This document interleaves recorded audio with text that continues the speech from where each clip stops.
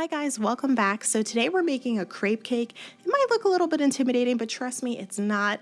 And I wanted to share this with you guys a few days ago, but I ended up going through 4 different kinds of batter, 5 different kinds of filling, and quite a bit of cursing in my kitchen to get this recipe just right before I was ready to share it.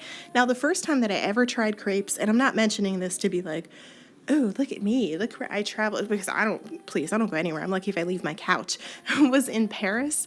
And I have to pinch myself when I watch the video because I'm so amazed that I got to go see this other culture and the origin of where crepes are made. To me, I love other cultures and other food, and it's just fascinating. So if you guys like that kind of stuff too and you want to see that video, then I'll link it down below if you want to see crepes being made in Paris. Before we jump in here, we'll just talk about our tools really quick. You only really need an 8-inch nonstick skillet and a spatula. That's it. You might see this crepe making tool. It's kind of gimmicky. It's fun. I liked it. I bought it. It was only $5. It's not going to do you any good. Don't waste your money. Just get that 8-inch nonstick skillet. You'll have the perfect round crepes and a spatula, and that's it. We'll start off by making our batter. I have 6 eggs, flour, white sugar, little pinch of salt just to bring everything together, and vanilla extract. Now to get the full measurements, you can click right in the description. I won't put any external link or anything. Make it real easy for you guys. It's all going to be right there.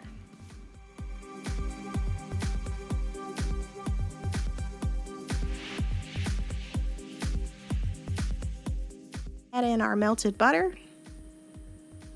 And once we mix that, we'll add in our milk. Make sure your milk is warmed. You don't want it boiling or steaming, just on like a low to medium heat. Then we're gonna mix that together too. So you guys get the idea here. And what I'm gonna show you next is not aesthetically pleasing. It doesn't go in line with creating a perfectly edited fancy video, but this is, my cooking is real. I film on my freaking iPad with no lights or any special equipment or anything. And sometimes when I'm watching a video, I want to see worst case scenario. What can happen if I'm actually cooking this in my kitchen so I don't make the same mistake? So I am gonna go ahead and take a risk and show you guys what a bad crepe looks like. It's gonna be very ugly. I'm warning you, it's not gonna be pretty at all. First mistake here is that we're not making boiled crepes. You can see that the actual crepe is boiling because our heat is way too high, and that crepe making tool not serving much of a purpose because it's actually the same size as the pan that we're using. And those little bubbles on the bottom, yeah, that means that our crepe is actually starting to burn for us. So we are making burnt crepes right now. The biggest mistake, I think, is just to make sure you cook it low and slow, and you'll come out with a really good one. And test it. Like the first 4 or 5, make them as your test crepes. They're not going to come out perfect the first time, and that's totally fine. It happened to me, happened to everybody that makes these perfect videos, and if not, they're totally lying. So the rule of thumb to kind of avoid ugly crepes is a 1/4 cup of batter, medium to low heat for 3 minutes on the first side, give it a flip, and then cook it for 30 seconds on the second side. So then you'll come out with crepes like this, and once in a while they might break a little tiny bit in the middle when you're flipping them, but I don't want you guys to worry about that much. It's not a big deal because we're going to cover it up with our frosting in the middle anyways, but I just want to point out how smooth the edges are. And you might like a frillier crepe if you want to go for a rustic cake, but I just like how it's really smooth, and I think it just looks pretty and makes it look like you actually took the time to trim the cake, but you didn't. You just used the right size pan. For the filling, we're going to keep it very simple and just make a basic cream cheese frosting. I have some sugar, a block of cream cheese, and then a little bit of vanilla extract.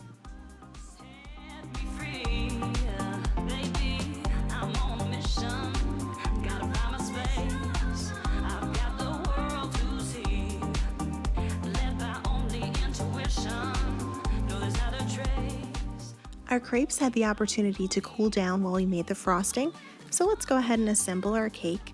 We'll take 1 crepe, and then I actually like to use a spoon instead of a spatula. That way I can control how much that I put on each one. If you add too much frosting, you're pushing down each layer. So remember, that frosting will leak out when you push the cake together. We don't want that. So less is more here. Just a really, really thin layer, and I do bring it all the way to the edges. And we have 25 crepes to go through, so we'll be here for quite a while.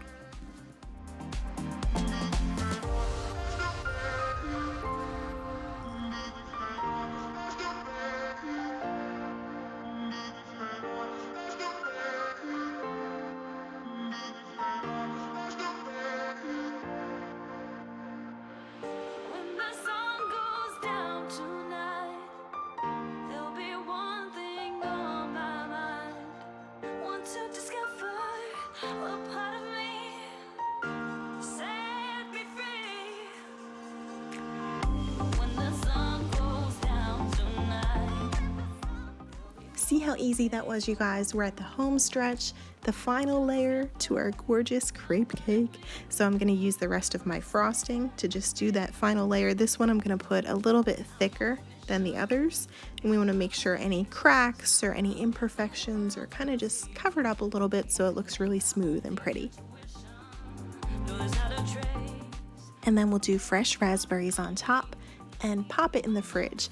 Now, I want to show you the difference between cutting it right now and letting it sit overnight.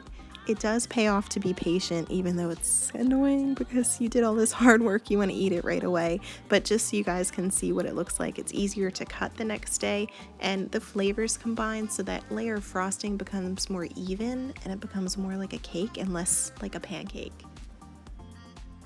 So we took all that time to make our cake. We're really impatient. We want to cut it right now. And this is what it's going to look like. You can see it's a little bit, yeah, it's shaking. It's harder to get your knife through.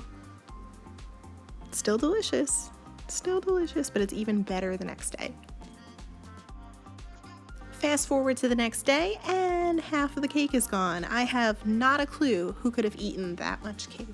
It was really delicious, you guys. It was so good. And you can see the difference between yesterday and today, that now all of your layers are really combined. There's no separation. There's all uniform, smooth, even layers. It's easier to cut. See how the knife just went right through? And look at that. It is now an official crepe cake the next day. Oh my God, you guys, I have to make this again. It is so good. I hope that you have the chance to make it. Don't make any of the same mistakes I did. Hopefully you can see that from the examples. Let me know what you think down below if you want to see more desserts like this, and if you like seeing the bad examples of what could go wrong, let me know too, because I'll include that in my videos, in my not so perfect videos. I hope you guys have a delicious day. Make sure you subscribe, punch that like button so more people can actually see my videos than like 50 people, and I'll see you guys soon.